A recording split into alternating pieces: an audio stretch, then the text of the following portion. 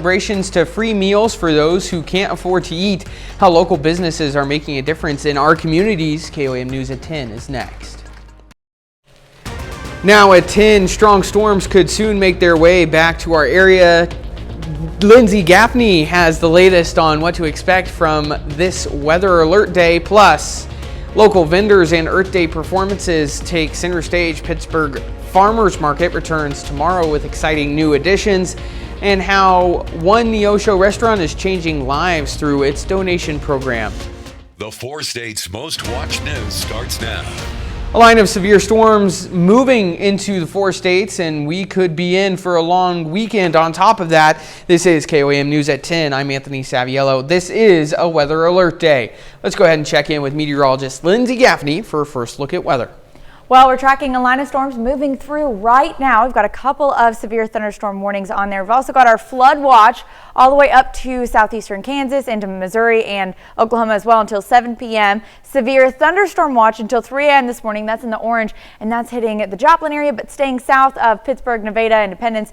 Now, we also have a couple of severe thunderstorm warnings already kind of warned ahead of our front. So these are going to continue to push through. You got one in Cassville, one moving near Siloam Springs into Bentonville area. Those are going to continue to move up to the northeast, but we're also tracking a couple more storms that'll be moving into just south of Joplin, right along I-44. Those are just behind our cold front. We have a few more storms out near Wichita. Now, this is just going to be some heavy rainfall, some thunderstorms.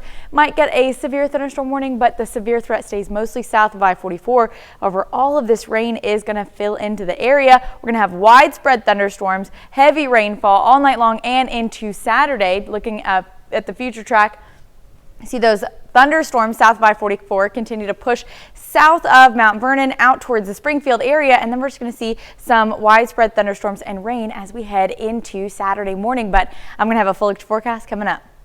All right, Lindsay, thanks. Well, we've got the perfect way for you to stay ahead of severe weather season with just a simple click. Just scan this QR code on your screen with your phone and head straight to the updated weather resources page of our website, where you can find information on storm shelters, weather updates, closings, and road conditions. You can also find tips for watching live streams in real time.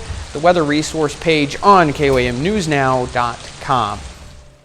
Well, tick season is back in the 4 states. If you're spending time outdoors, the Missouri Department of Conservation has a friendly reminder. Keep an eye on your surroundings and be sure to give yourself a good check when you return home.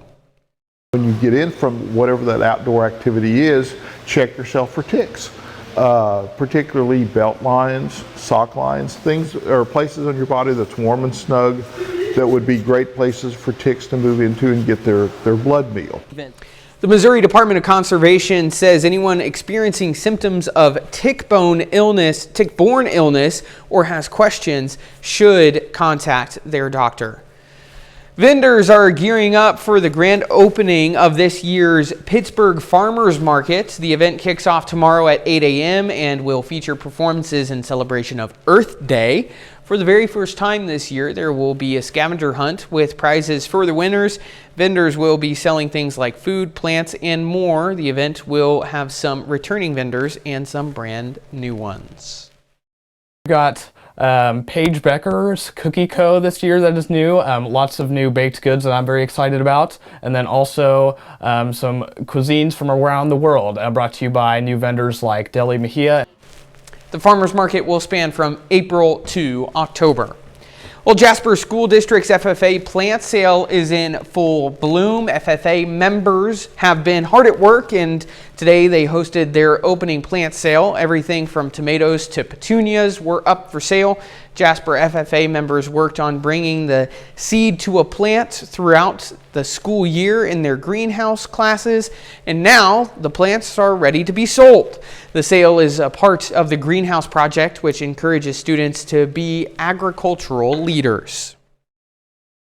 I like seeing the familiar faces that support us throughout the year come in here and get the plants. I mean, most of these people don't buy from anywhere else, and they like supporting the FFA because they're alumni in it, and it's really just a rewarding feeling. Jasper FFA will continue hosting plant sales through the school year until all the plants are sold. Well, one Neosho restaurant is dishing up community support with their meals. Briar and Thistle has launched a program offering free meals to those who can't afford to eat. Tickets by the register represent a meal already paid for, which someone can have no questions asked. Community members can donate $10 to buy a ticket. And with that, someone in need can come and have any meal off the menu. Since the program started in December, they've given out more than 150 hot meals. We plan to continue this program long term. It's been wildly successful in its early stages, and clearly there's a need for it. So for us, it's a no-brainer. We're going to keep handing out meals, we're going to keep talking to people, we're going to keep learning about our neighbors, and we're going to keep trying to support our community. Well, if you're interested in donating a meal, there are multiple ways you can give. You can visit Briar and Thistle in Neosho or donate over the phone and online. We have how to do just that on our website, KOAMnewsnow.com. Well, folks in Miami hit the car mart today for some good food and good times. Visitors came out to the car dealership today for a free, fun-filled and food-filled event. Car-Mart says they just wanted to show their appreciation to the community. While the weather may have put a damper on the outdoor event, that didn't stop organizers from firing up the grill and serving up hamburgers and hot dogs. Car-Mart says they plan to hold a similar event in the near future, but hopefully without the rain. We wanted to show our appreciation to our community while also showcasing our inventory. We do start in the parking lot. We have our canopy, we have our grill, but with the rain coming in, we thought it was going to be a little bit sooner when it would hit, so we kind of had to scale back our plans for today. Well, kids turned the grounds of the Pittsburgh Care and Rehabilitation Center into an Easter egg hunt today. This annual event brings residents of the center together with area kids to enjoy the holiday weekend. For some of the residents, the event brought back some great memories as well as make some new ones. Why doctors say young people need to know about hidden stroke risk factors that could save their lives. That story coming up. But up first, deputies' stepson identified as suspect in FSU attack. Authorities investigate the shooting that killed two near the student union. Marketing, advertising, and paperwork. Just like a real estate agent would, but for your RV. No fees, no stress, just results. The Florida State University community continues to mourn in the aftermath of Thursday's shooting. Katie Weiss reports from Tallahassee, where she brings us one survivor story. Madison Askins is lucky to be alive after her encounter with the gunman. The minute I heard the shots, I took off running, as did my friend. Unfortunately, I tripped and fell, and when I was trying to get back up, he shot me in the rear end. That's when Askins said she played dead to save her life. So I released all the muscles in my body. I closed my eyes, I held my breath, I did everything I could to look like I was dead. This video appears to show the alleged gunman opening fire as people ran for their lives. 2 people were killed and 5 wounded before the officers then injured the suspect. Within 3 to 5 minutes, the situation was over. But the officers had already responded, already neutralized the threat. Friday evening, a candlelight vigil capped a somber day on campus. It's the kind of tragedy that shouldn't happen. Not here, not anywhere. We are heartbroken. Still grieving, students and others returned to retrieve their belongings they left behind during the chaos. It was horrible what everybody on campus had to go through. No student should ever have to go through that. As for Askins, she managed to find humor as she heals. I don't know if it's kind of funny now, but if you've ever watched Forrest Gump and he pulls his pants down and he says, "I got shot in the buttocks." That's what I got. FSU canceled all home athletic events through Sunday, and Governor Ron DeSantis ordered flags across the state to fly half staff until sunset on Monday. Katie Weiss, CBS News. Well, in 2025, there has been at least 4 school shootings in the United States with 10 deaths and 23 injuries.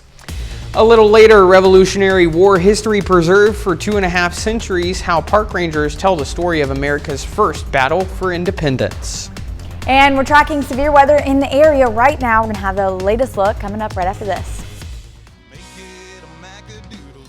Products, as well as Genie and all brands of openers. Call or stop by today.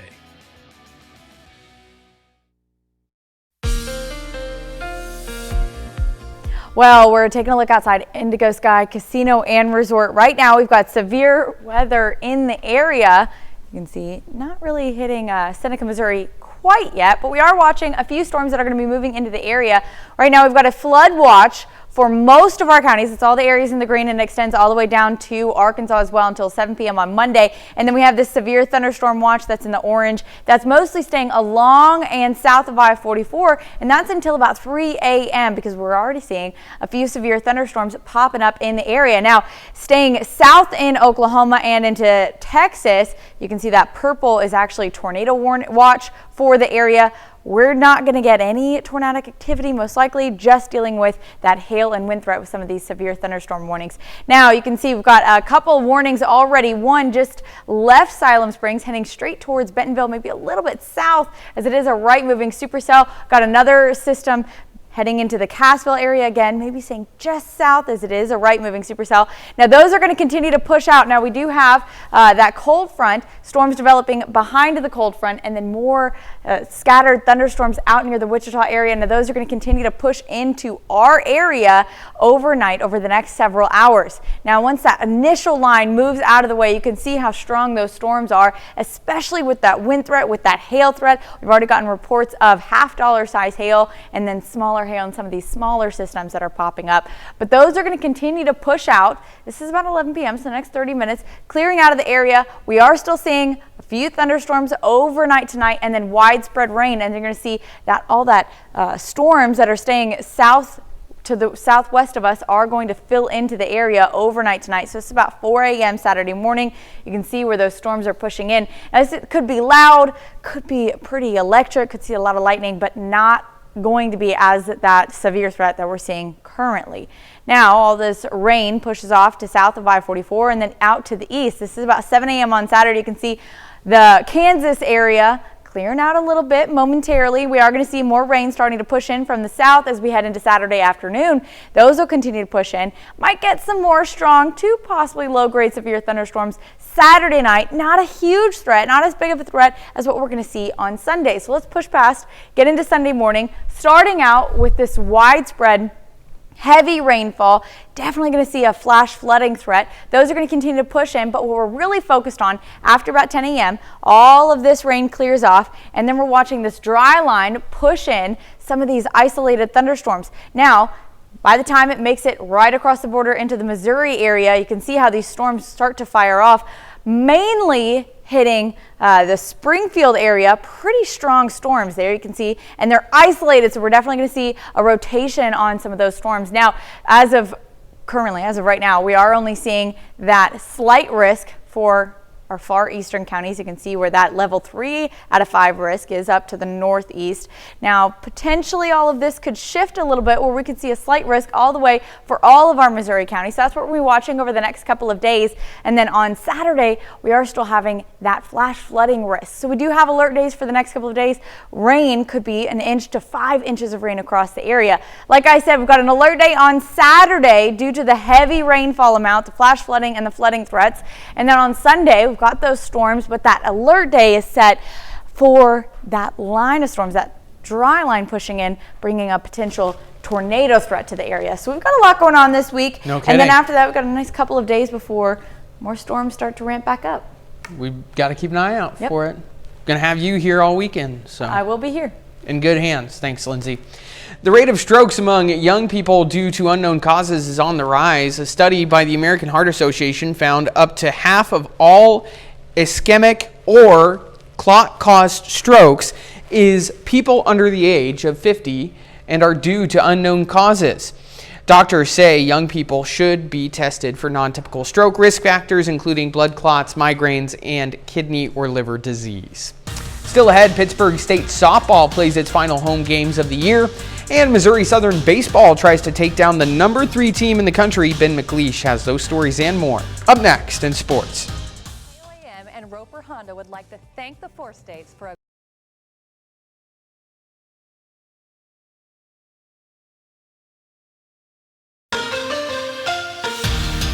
This afternoon is jam-packed full of college softball and baseball in the 4 states. We've got 8 MIAA games taking place in Pittsburgh and Joplin. Missouri Southern Baseball wraps up its series with third-ranked Central Missouri. First game of the doubleheader, Mules already up 2-0 in the second, and they add to that lead with a 2 RBI single off the bat of David Johnson. Lions trail 6-0 in the third. Tragan Parker gives them some life at the plate. He hits a bloop into right for a single. Couple batters later, Drew Townsend pulls it into right field corner. 2 Lions will score. Townsend has an RBI double. Southern cuts the deficit in half. That makes it 6-3, but the Mules answer right back. They hit 5 home runs yesterday, and in the 4th inning, Isaiah Keller sends it over the wall in left. That's a 3-run blast. Central Missouri, once again, just too much for Southern to handle. Lions fall 15-12. Things get kind of ugly in the second game. UCM wins it in a blowout 18-2 after just 7 innings. They finish off a series sweep of the Lions. Pitt State baseball riding a 14-game winning streak with the doubleheader against Washburn. First inning, 2 outs. Ichabods have a couple runners on base. PSU first baseman Dagan Brewer makes a nice play on a high throw to get the final out of the inning. Bottom of the inning, 2 runners on. Drew Bugner finds the hole on the right side. Alex Rogers comes home to score. We're tied at 1. Same inning. Brewer grounds it to short. He's going to be out, but a run comes home to score. Gorillas up 3-1. In the third, Nixon Brannon goes opposite field for a single. Runners on first and second now. Connor Allen comes to the plate with 2 outs, but he grounds it to the pitcher for the final out of the inning. For the first time in nearly 3 weeks, Pitt State baseball loses. Gorillas fall to Washburn 9-6, snapping their 14-game winning streak. But PSU bounces back in Game 2. The Gorillas score 5 runs in the 9th to walk off the Ichabod 17-16. They clinch the series over Washburn. Up next, they take on the Lions in Joplin. It's senior day for PSU softball. Gorillas host Fort Hays State. In the first, Ava Laurent strikes out the batter to end the inning. She finishes the day with 6 Ks. Bottom of the inning, Heather Arnett gets things started with an infield single. Then Courtney Story drives one deep to right. It's long gone, and PSU jumps out to a 2-0 lead. In the third, Pitt State's up by 3. Kaden Trokim lines one in the gap in left center. She's got a stand-up double. And with 2 outs, Sophia Driver sneaks one past the first baseman, brings Trokim home, and the Gorillas lead by 4. Once again, Pitt State gets out to an early lead and doesn't look back. Gorillas win it 7-1. PSU wins the second game as well, 7-3, which means the Gorillas finish the 2025 regular season with an undefeated home record. They went 20-0 in games played in Pittsburgh. In this contest, Heather Arnett becomes the new career hits leader in program history. Missouri Southern softball also sweeps its doubleheader this afternoon. The Lions take care of Nebraska Kearney 4-3 in the first game and 3-1 in the second. The Lions are off for a week until the regular season finale against Pitt State. Well, how about that? It's always good to see our softball teams shine. Pitt State looks like a force to be reckoned with, for sure. Yeah, the MIAA tournament's coming up, and I can't wait to see who comes out on top. Yeah, looking forward to it. We'll be right back. Maroney, a 4-state hero. Well, tomorrow marks 250 years since the shot heard round the world triggered the American Revolution. Actors in Lexington, Massachusetts load their muskets for a reenactment that brings history to life. This has been pretty straightforward and also super complicated for 250 years. The towns of Lexington and Concord are fundamental to American history, but which town fired the first shot of the Revolution? Here's Park Ranger Jared Foose. We are standing at Concord's Old North Bridge.